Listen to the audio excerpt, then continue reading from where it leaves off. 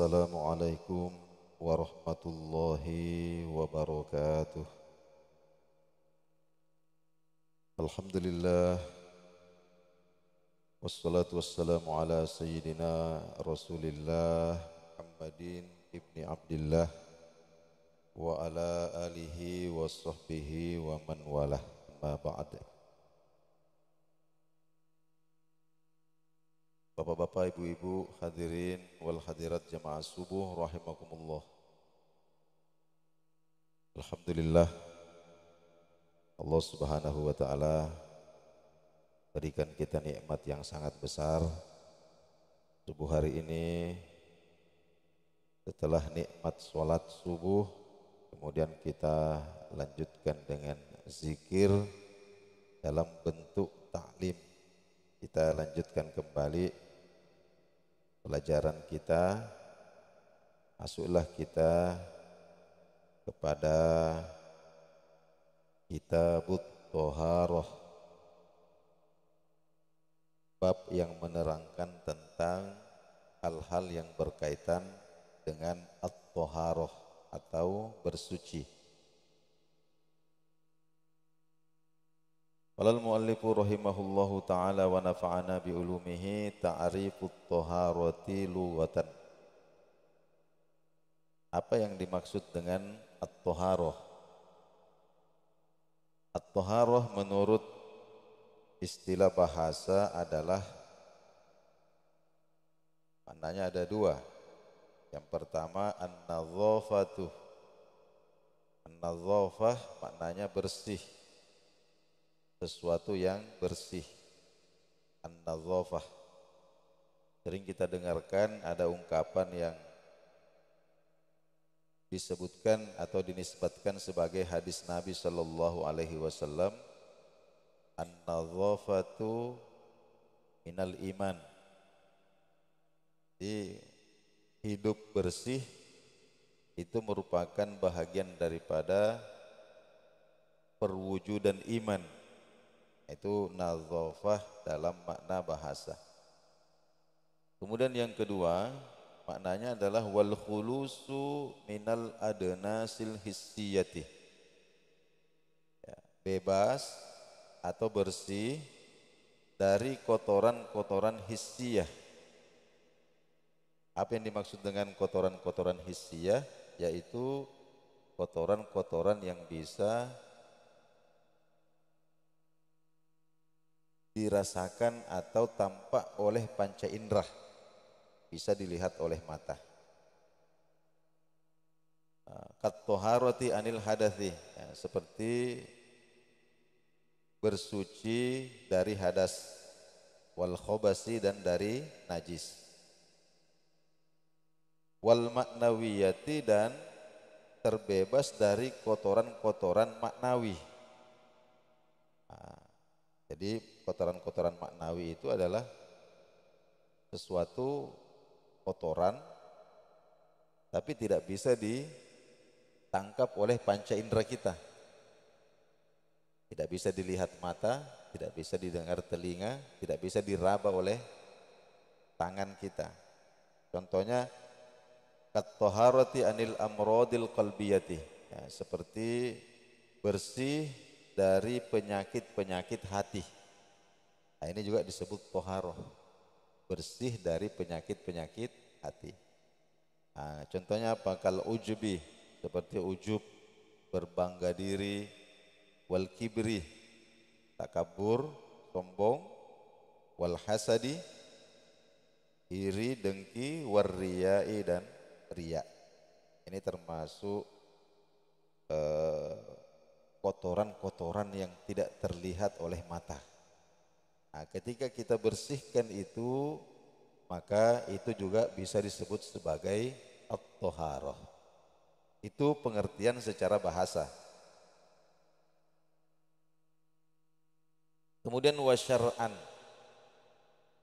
Nah, adapun at-thaharah atau bersuci menurut istilah syariat. Nah, ini yang akan kita bahas ini. Temanya ini, yaitu raf'u hadatsin, ya, menghilangkan hadas, au izalatu najisin, atau najis. Jadi menghilangkan hadas atau najis.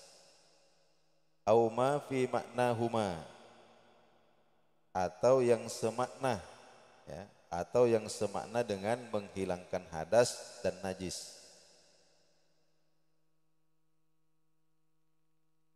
Raf'u hadasin, menghilangkan hadas. Bagaimana caranya?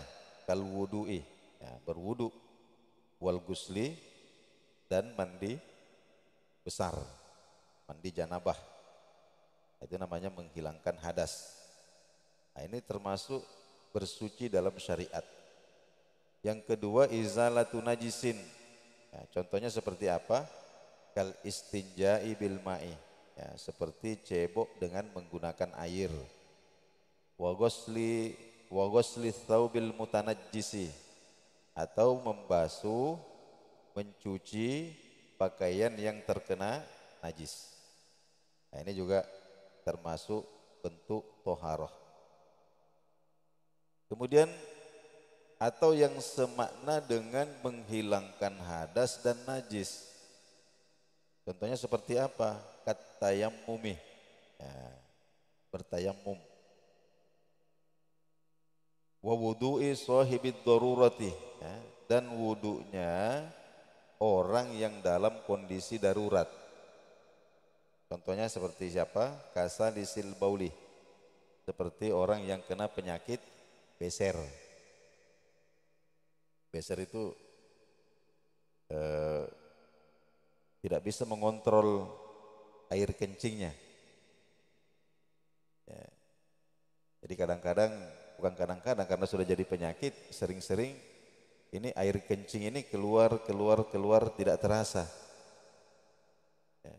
Sehingga ini dikategorikan sebagai orang yang ada dalam kondisi darurat. Jadi nanti kalau masuk waktu sholat, dia harus berwudu, meskipun air kencingnya keluar terus. Ya. Kemudian nanti ketika selesai berwudu itu, apa namanya, sebelum berwudu dia harus menyumbat apa namanya, lubang keluarnya air kencing itu. Dia sumbat dulu pakai kapas. Ya. Kemudian dia berwudu, kemudian melakukan sholat. Nah, dalam kondisi seperti itu dia dianggap, atau wudunya itu dianggap sah, meskipun air kencingnya itu keluar terus menerus. Nah, termasuk sholatnya juga dianggap sah, ya, meskipun pada hakikatnya dia ini bernajis terus, tapi karena kondisinya darurat. Nah, itu dikatakan bahwa itu wudunya itu apa namanya, disamakan hukumnya dengan wudunya orang yang normal. Artinya apa? Meskipun dia itu dalam keadaan bernajis terus menerus, dia dibolehkan untuk melakukan sholat, ya, dan hal-hal yang bisa dilakukan oleh orang normal pada umumnya. Nah, seperti itu. Fa innal hadatsa la yartafi'u fihima, ya. Karena sebenarnya kalau kita mau berbicara hakikat, orang yang tayamum, kemudian orang yang dalam keadaan darurat, meskipun dia bertayamum atau berwudu, itu hakikatnya hadasnya itu sebenarnya masih ada. Ya, akan tetapi sudah dianggap cukup karena kondisinya. Nah, kemudian au fi makna izalatin najasah. Nah, termasuk juga sudah dianggap cukup, ya, dalam bersuci kal istinja'i bil hajari, seperti orang yang cebok dengan batu. Cebok dengan batu atau yang sejenis dengan batu. Nah, contohnya seperti pakai kayu atau pakai tisu, itu sudah dianggap cukup Meskipun sebenarnya seandainya mau diteliti-teliti, itu pasti tidak akan bisa bersih betul. Pasti najisnya itu masih ada. Ya, akan tetapi sudah dianggap cukup ya, untuk kemudian melakukan sholat ya. Meskipun bekas-bekas najis itu sebenarnya masih ada. Itu kira-kira pengertian daripada bersuci. Nah, kemudian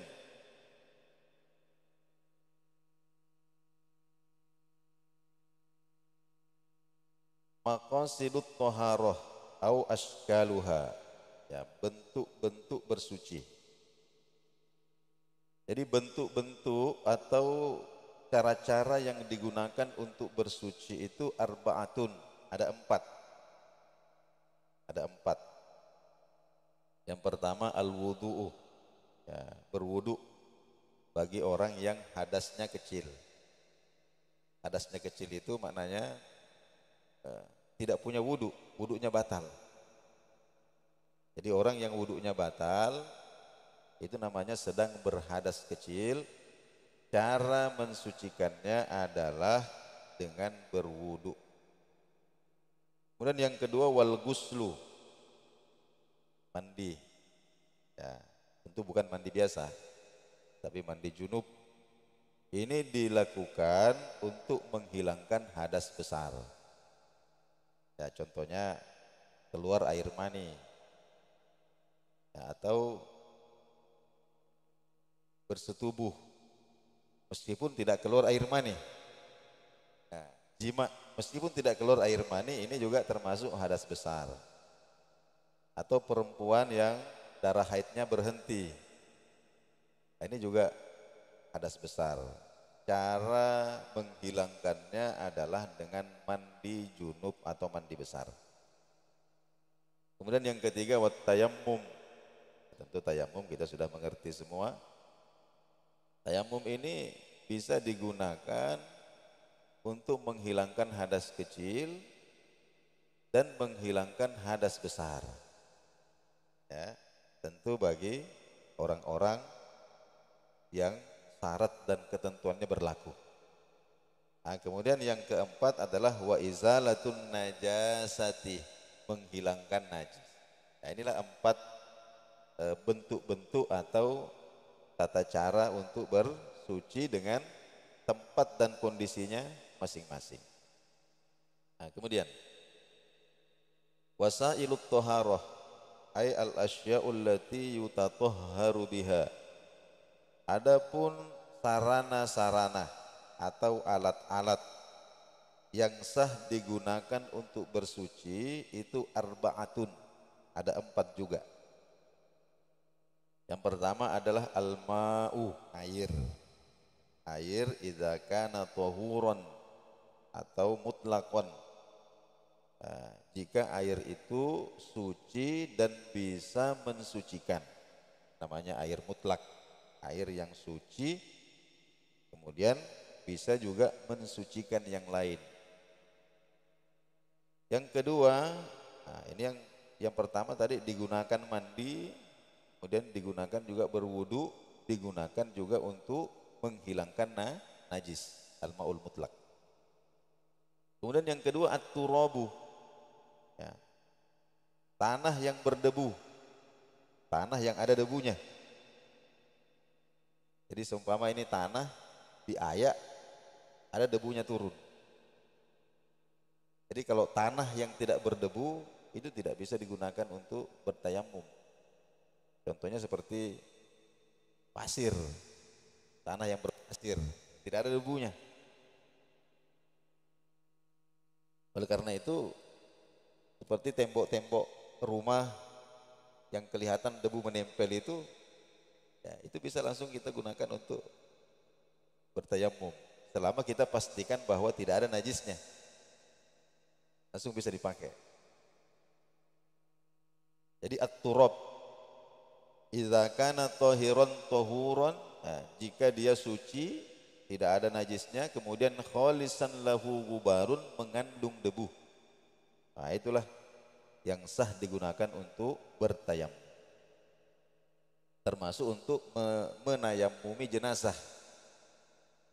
Jadi jenazah yang sulit untuk dimandikan, katakanlah apa namanya korban kebakaran umpama, atau memiliki penyakit kulit yang melepuh-melepuh, yang kira-kira kalau dimandikan ini malah bisa rusak jenazah itu, maka nanti caranya adalah ditayamumi dengan menggunakan ini tanah yang berdebu itu. Kemudian yang ketiga, ad-dabigu. Dabik. Ini juga termasuk alat untuk mensucikan sesuatu. Ya, khusus untuk apa? Kulit-kulit binatang. Contohnya kulit kambing, kulit sapi. Ya, ini kan banyak sisa-sisa darah, banyak sisa-sisa daging. Ya, ini nanti disucikan menggunakan dabik istilahnya.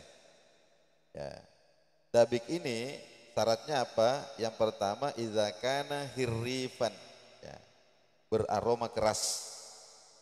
Nah, kemudian yanziul fadolati anil jildi. Ya, dan bisa menghilangkan sisa-sisa daging, sisa-sisa darah, yang bisa menyebabkan kulit hewan itu membusuk. Jadi seumpama kulit sapi ini kita mau jadikan sajadah sholat, harus dihilangkan, harus disucikan. Bagaimana caranya disucikan? Disamak dengan hirrib ini tadi. Kemudian yang keempat adalah hajarul istinjai. Ya, hajarul istinjai. Nah, jadi batu dan sejenisnya untuk cebok. Seumpama tidak ada air, kita bisa menggunakan batu. Jangan tidak cebok. Buang air kecil, buang air besar, kita bisa menggunakan batu dan sejenisnya. Nah, yang masuk dalam kategori batu itu kalau memenuhi syarat. Yang pertama idza kana qalian. Jika dia kasar. Bukan kasar betul, agak kasar. Agak kasar. Nah, kemudian jamidan, padat, tidak cair. Jadi kalau seperti tisu basah itu tidak bisa. Tisu basah itu malah tidak bisa. Sebagai pengganti air. Ya. Kenapa? Karena dia termasuk cair. Agak cair dia. Kalau tisu kering malah boleh. Tisu kering malah boleh. Kemudian tohiron, nah, harus suci. Jadi benda itu harus suci, tidak boleh kemudian kita cebok itu dengan menggunakan benda yang najis. Ya, contohnya seperti apa? Contohnya seperti pakai tulang babi, itu cebok, tidak boleh. Kemudian ghairu muhtaramin, ya, bukan sesuatu, jadi benda itu bukan sesuatu yang dimuliakan secara syariat.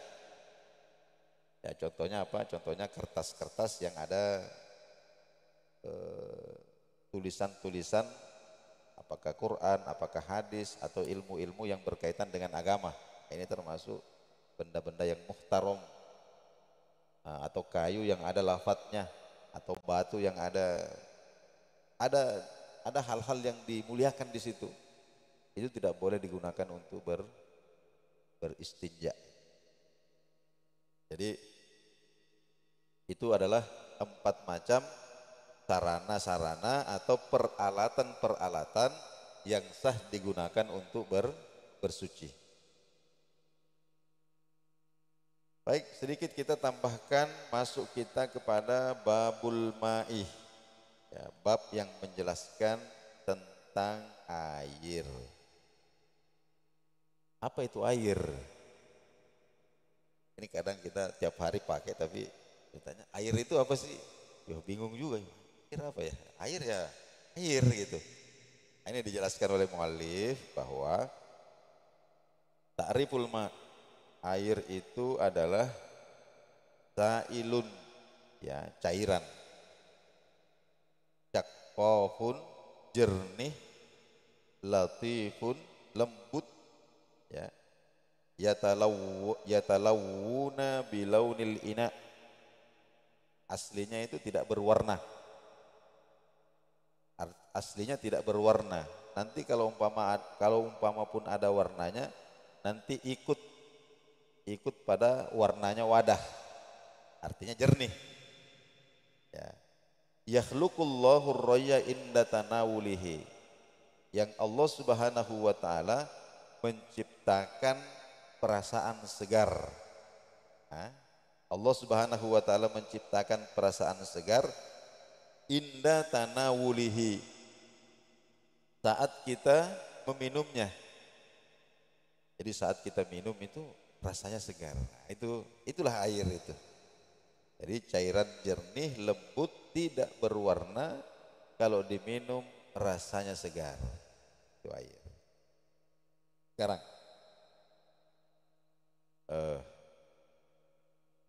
aqsamul miyahi min haitsu mahilluha wa asluha. Ya, macam-macam air atau pembahagian air dilihat dari sumber dan tempatnya.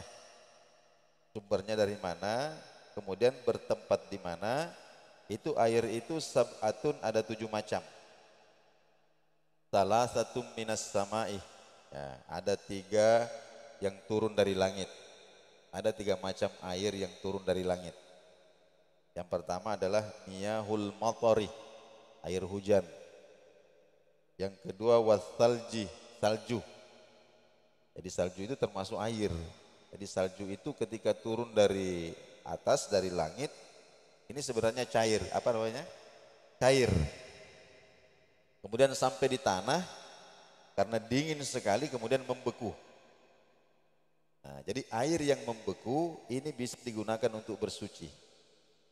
Disumpama tidak ada air di rumah mengalir, tapi ternyata di kulkas banyak es batu. Air lagi macet, di kulkas banyak es batu. Nah, es batu ini bisa kita cairkan. Lalu kemudian digunakan untuk bersuci. Itu as-salju.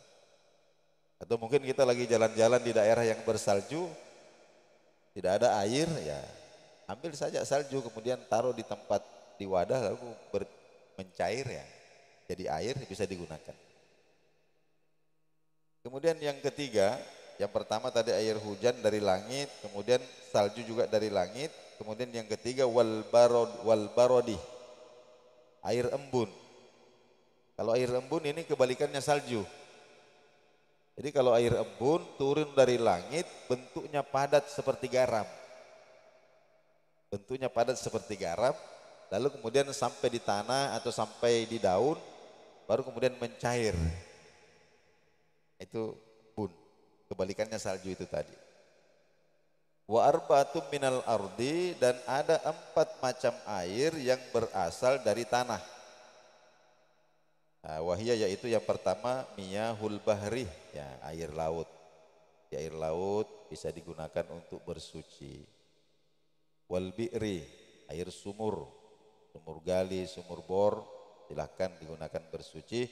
Wan nahri, air sungai, sungai besar, sungai kecil, boleh digunakan untuk bersuci.